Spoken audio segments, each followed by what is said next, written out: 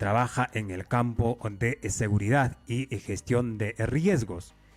Él ha llevado incluso, él es magíster en el tema y él se encuentra en Chicago, en Estados Unidos, pero está al tanto de lo que pasa con la seguridad ciudadana en nuestro país. Recientemente, el gobierno de Dina Boluarte ha declarado en estado de emergencia a más distritos en la capital de la República.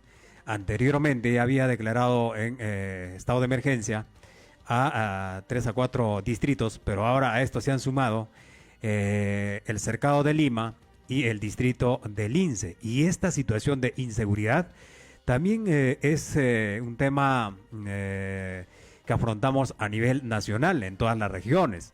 No es solamente un problema de la capital de la República, sino a nivel nacional. Queremos saber su análisis en torno a este tema.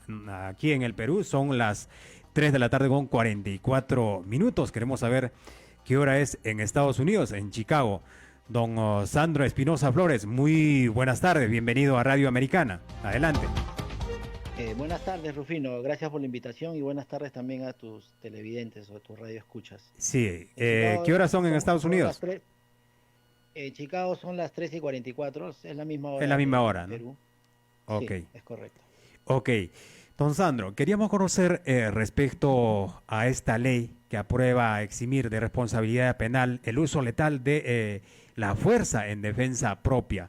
Y también la ley que han aprobado recientemente, la declaratoria de estado de emergencia en algunos distritos de la capital de la República. ¿Cuál es su impresión? Primero que la ley vamos a decirlo, de la defensa propia, ya ha sido modificada varias veces. En esencia, la ley no ha cambiado en nada, ¿no? Simplemente lo que hacen los gobiernos de turnos es, vamos a decirlo, tratar de buscar una supuesta solución a un problema de inseguridad que no se puede controlar desde muchos años, ¿no?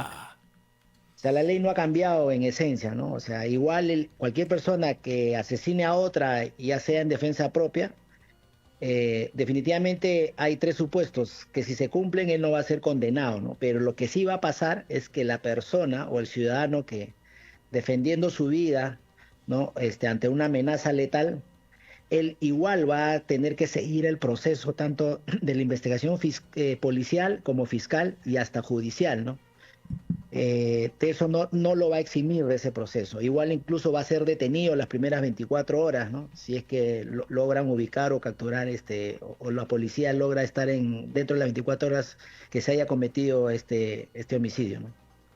Ok, entonces los ciudadanos ya no tienen ese temor, ¿no? De que en caso de que en defensa propia puedan asesinar a algún delincuente, entonces podrían ir a la cárcel. No van a ir a la cárcel si cumplen los tres supuestos, ¿no? El tema, vamos a decirlo, la amenaza a su vida, la proporcionalidad de la agresión, y el otro supuesto, pues, que esté en peligro inminente también la vida de terceros, ¿no? Okay. Si cumplen esos supuestos, él no iría a la cárcel, pero esto no soluciona el problema, como le digo, no va a solucionar para nada el problema. Ok, ahora, el problema es de fondo, ¿no? El problema es cómo frenar esta situación de la delincuencia, el sicariato, ¿no? En las grandes ciudades. Por ejemplo, en El Salvador hay muchos que toman como ejemplo, recientemente en el Perú también el presidente del Poder Judicial señaló o saludó, en realidad es el plan Bukele, y que dijo que se debía de implementar en el Perú. Para usted, ¿es viable o no? No solo es viable, se tiene que hacer. Es necesario hacerlo. El gran problema es que ningún gobierno ha tenido el diagnóstico acertado a la problemática de inseguridad, ¿no? Entonces, como no saben cuál es la raíz del problema o no tienen un buen diagnóstico, por ende tampoco van a tener una buena solución. Por ende no van a poder elaborar un plan de operaciones ni una estrategia de cara a solucionar el problema, ¿no? Entonces sería importante tener un diagnóstico. Si me lo permites, más o menos te doy un diagnóstico resumido.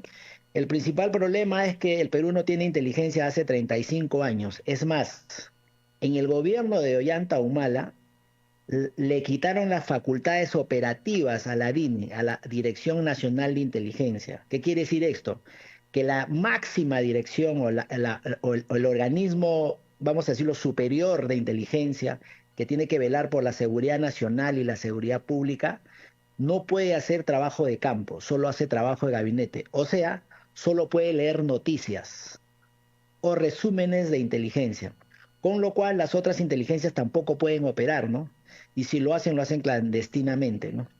Y sumado a esto otros problemas en el tema de inteligencia, ¿no? La mala administración de los recursos de inteligencia, ¿no? Específicamente la logística y el dinero. Ese es un principal problema que se tiene que resolver para a partir de ahí poder generar un buen diagnóstico y luego generar un gran plan estratégico operativo para la solución del problema. Así es. Ahora le comparto, Ahora, ahora si me permite, sí, le sí. comparto el diagnóstico, si me lo permite. El diagnóstico es bien sencillo. Lo que está sucediendo en el Perú es una migración masiva, no solo de ciudadanos extranjeros, ya sea en búsqueda de una mejor calidad de vida o en búsqueda de nuevas oportunidades en nuestro país, sino también tenemos una gran migración de delincuentes extranjeros, ¿no? Que ven al Perú como un país en un escenario débil, vulnerable, vamos a decirlo, por parte del Estado, ¿no? Y por parte de las autoridades que tienen la obligación y el deber de solucionar el problema de seguridad ciudadana. Entonces, a grandes problemas, grandes soluciones. Entonces, el Perú se está convirtiendo en una zona liberada, y repito la frase porque nadie se atreve a decirlo, no lo quiere decir, se está convirtiendo en una zona liberada por 4 delitos fuentes: el narcotráfico, la minería ilegal, las extorsiones, el tráfico de tierras, y a estos 4 se le ha sumado en los últimos años, no, en los 2 últimos años, la trata de personas, lo que vemos en Lince, ¿no? Y a nivel nacional, sino que en Lince es visible, ¿no? Ya han llegado a extremos, ¿no? De colocar granadas, asesinar y hacer balaceras en plena vía pública, etcétera, etcétera. Entonces el Perú hoy en día tiene 4 delitos fuentes a solucionar que están siendo liderados o controlados por organizaciones criminales y bandas criminales extranjeras, vale decir, ecuatorianos, los tijerones, colombianos, el gota a gota, y venezolanos, el tren de Arangua. Entonces el diagnóstico es sencillo, pero sin embargo, como no tenemos inteligencia, el Estado no lo puede tener. ¿Cuál sería la solución? Si me permite, para poder también resumirlo. La solución es bien sencilla. El gobierno lo que está haciendo es que, imaginémonos una represa, que primero le aparece un hueco y comienza a filtrar el agua. El gobierno va, tapa ese hueco. De ahí aparece otro hueco, tapa ese hueco. O sea, primero declara la zona de emergencia en San Juan de Lurigancho, San Martín de Porres, ahora está declarando en Lince, y así comienzan a aparecer los huecos. O sea, va a llegar un momento en que esa represa se va a romper y se va a desbordar todo el problema y vamos a pisar fondo. Estamos haciendo el papel de bomberos, queremos apagar un incendio forestal con un vaso de agua o con varios vasos de agua. Eso es imposible. Claro, Entonces, a por eso grandes problemas, yo le preguntaba. grandes soluciones. Ujú, así Sí, es. A ver, en todo caso, concluye usted con las soluciones y luego le planteamos más interrogantes. ¿cómo no? ¿Cuál sería la solución?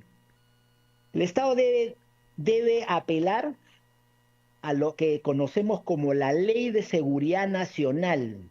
Eso está en la Constitución, es una ley. Con esa ley, él no tiene por Americana. qué pedirle facultades al legislativo para modificar ciertas leyes como dizque la solución del problema. Aplicando la Ley de Seguridad Nacional, declara en emergencia todo el territorio peruano, todo, porque los delincuentes extranjeros están en todo el país, como usted lo acaba de decir hace un minuto, ¿no? No solamente están en la ciudad capital, el problema no solo es en la ciudad capital, es en todo el territorio peruano. Luego de decretarlo, el estado de emergencia a nivel nacional, el Estado peruano tiene que utilizar sus fuerzas armadas durmientes, que en efectivo son 200.000 hombres. Súmele a esos 200.000 hombres el presupuesto que ya tienen, la logística que ya tienen, los vehículos que ya tienen, las instalaciones que ya tienen, ¿correcto? De esos 200 efectivos, por lo menos unos 50.000 o 70.000 deben apoyar al patrullaje combinado con la Policía Nacional. Si es necesario, una capacitación de 2 o 3 meses como máximo, como máximo. Pero el patrullaje de la mano con la policía a nivel nacional lo tiene que hacer con la policía. El otro 130.000 efectivos, la mitad de esos 130.000 hacen cierre de fronteras. La otra mitad se encarga de custodiar las bases militares que las tenemos a nivel nacional. Luego de hacer eso, el gobierno, en base a la Ley de Seguridad Nacional, saca un decreto de urgencia, dándole 72 horas a todo ciudadano extranjero en territorio peruano para que se empadrone e indique el motivo de su presencia en territorio peruano. Para eso la RENIEC tiene que darle acceso a todas las instalaciones policiales y militares para su control biométrico y su control facial. Ellos tienen un sistema, hace 2 años la RENIEC tiene vamos a decir, un sistema de lector facial, y con eso todo extranjero se tiene que empadronar en 72 horas, no esperar 2 meses, 3 meses, 4 meses. Tiene que indicar cuál es su situación en el territorio peruano. No, yo soy ambulante, porque esto dicen los comunistas. No, pero ellos están trabajando, que el Perú es informal. Perfecto, usted es ambulante, señor, tiene esta declaración jurada. Indíqueme en qué semáforo, en qué esquina trabaja usted. Indíqueme usted dónde vive. Tráigame usted su contrato de alquiler. ¿Qué persona le alquila a usted un cuarto, una habitación, lo que fuese? Queremos saber dónde está usted. ¿Qué hace usted acá en el Perú? Luego de esas 72 horas... 72 no más, porque estamos hablando de miles de comisarías, bases policiales, bases militares, oficinas militares, miles, a nivel nacional son miles, ¿ya? 72 horas no más. Todo extranjero en territorio peruano tiene que ser detenido y conducido a una base militar para que regularice su situación. Okay. Luego de un mes, porque no los podemos tener ahí todo el tiempo, serán conducidos en los portatropas a la frontera. Y como ya tenemos cierre frontera, a partir de ahí no ingresa ningún otro ciudadano si es que no es registrado, si es que no pasa el control migratorio. Finalmente, con todo delincuente extranjero, sobre todo venezolano, ecuatoriano, colombiano, que tenga sentencia consentida y ejecutoriada, debe ser trasladado a los penales de máxima seguridad en altura, por ejemplo, Chayapalca. Ahora, Sandro, para poder identificar todos esos niveles de problemas de delincuencia, tiene que funcionar el servicio de inteligencia. Acabas de decir que no funciona el servicio de inteligencia del Ejército o de la Policía Nacional. ¿Cómo entonces identificamos? Lamentablemente no funciona porque vamos a decirlo, la narrativa y el discurso de bueno, acá los conocemos como caviares, ¿no? En Latinoamérica, como comunistas, lograron hacer que nuestras inteligencias sean neutralizadas, no operen, no funcionen. Entonces se tiene que activar, el gobierno central o el gobierno de turno tiene que activar las inteligencias, sobre todo la inteligencia de la DINE, para así poder hacer un buen diagnóstico y poder prospectar. Hacer lo que hizo Bukele. Bukele trabajó durante 6 años con las Fuerzas Armadas, con la inteligencia de las Fuerzas Armadas y la policía, trabajó para identificar a cada miembro de los salvatruchas, a sus líderes, dónde se ubicaban, dónde vivían, no solo ellos, sino los que los secundaban, sus familiares, sus hermanos, sus hijos, todo. Por eso cuando él ya hizo la operación, ejecutó el plan operativo, él fue, con toda la información que tenía, él capturó a todas las cabezas. Y así lo fue neutralizando. Ahora, aplicar un plan parecido a Bukele, ¿va a funcionar en el Perú cuando tenemos realidades distintas? Por supuesto que va a funcionar. O sea, podemos tener geografía distinta, realidad distinta, pero el problema es el mismo, delincuencia. Es el mismo. Okay, la delincuencia es la misma, o sea, en todo el mundo. Como la modalidad puede que va a cambiar, pero la estrategia para neutralizarla va a ser la misma. Ahora, en el caso del Perú, la situación es distinta, ¿no? En las regiones, por ejemplo, el gobierno acaba de declarar a varios distritos de la capital, del norte del país, en estado de emergencia. ¿Esto qué tanto puede funcionar para erradicar la delincuencia en nuestro país? Como le digo, no va a funcionar. Definitivamente yo se lo puedo firmar, lo vengo diciendo no solo hace meses, lo vengo diciendo hace años, no va a funcionar. Lo único que van a hacer es simplemente vamos a decirlo, los delincuentes se van a ir reubicando y en algunos casos ni siquiera se van a reubicar, van a hacer una demostración de fuerzas como ya lo vienen haciendo, ¿no? Declararon estado de emergencia San Juan de Lurigancho y ese mismo día colocaron otra granada. Es como diciendo, en verdad, nosotros ya dominamos la zona, ustedes no pueden hacer nada. Ok, bien, para aplicar todas las recomendaciones, la solución que ha planteado, tiene que haber también voluntad política, ¿no? Cuando no hay voluntad política del Obviamente, gobierno, no se va a no se va a poder aplicar. Ahora, el otro problema también dentro de las instituciones está este tema de la corrupción, ¿no? Cuando alguien quiere implementar algo, entonces esto se trae abajo. Entonces, cómo salvamos esa situación? como le decía, generalmente los gobiernos lo que hacen esto, ¿no? Hacen es lo que vienen haciendo, ¿no? Piden facultades para aprobar ciertas leyes, para hacer infraestructura. Por ejemplo, la presidenta está pidiendo facultades para construir penales. En vez de construir penales y alimentar a tanto delincuente, que construya hospitales, colegios. O sea, no es necesario construir penales, tenemos bases militares.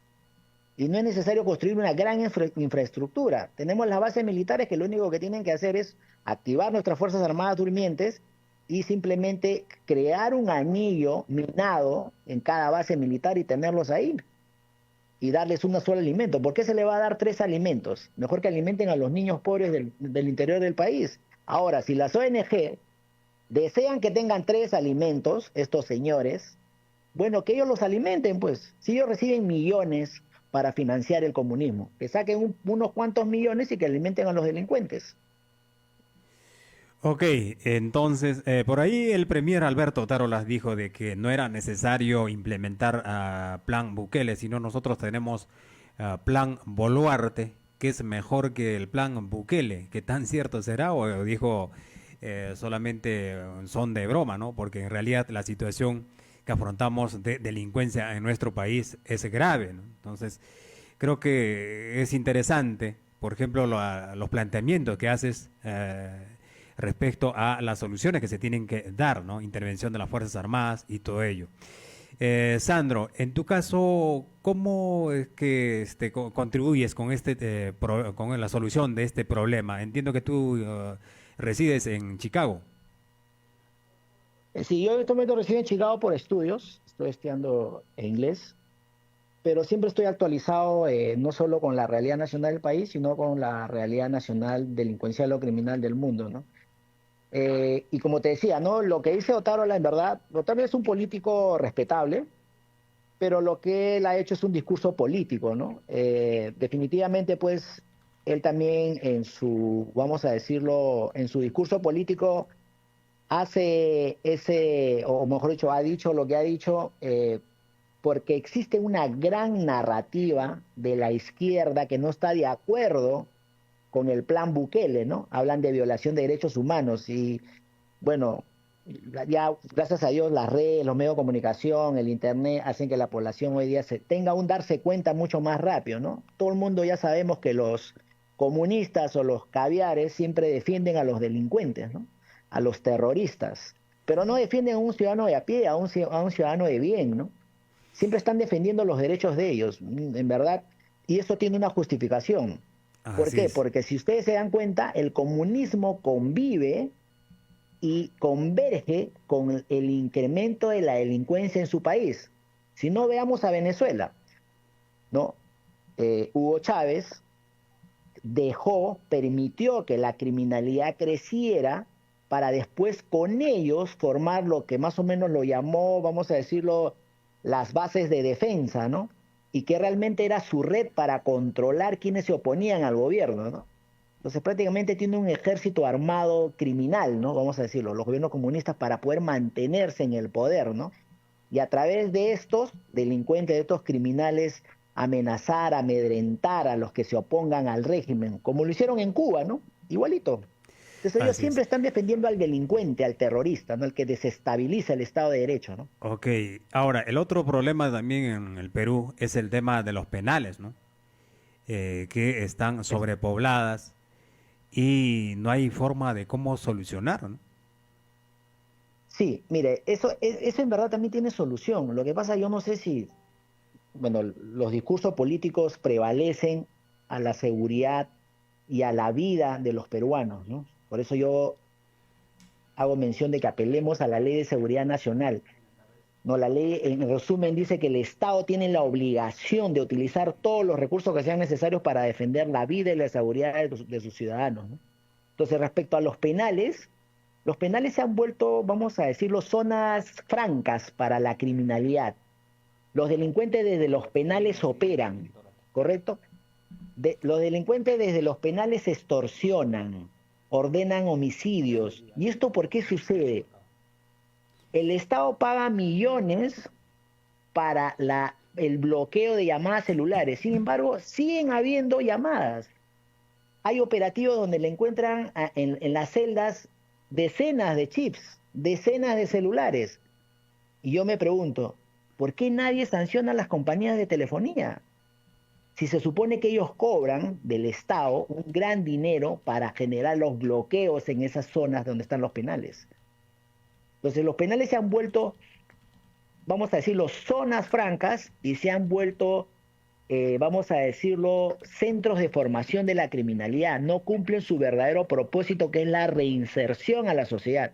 Entonces, con lo cual, yo creería que los penales, sin mucha infraestructura, se deben de construir, o en todo caso, pensar en utilizar las bases militares del interior del país en las alturas, a 4.000, 5.000 metros sobre el nivel del mar, o en el medio del desierto. Pero a todos los que van a un penal, que ellos trabajen por sus alimentos, que hagan alguna labor. O sea, Ok, simplemente se van a vacacionar a los penales. Así es, pero sin embargo el Estado los mantiene, ¿no?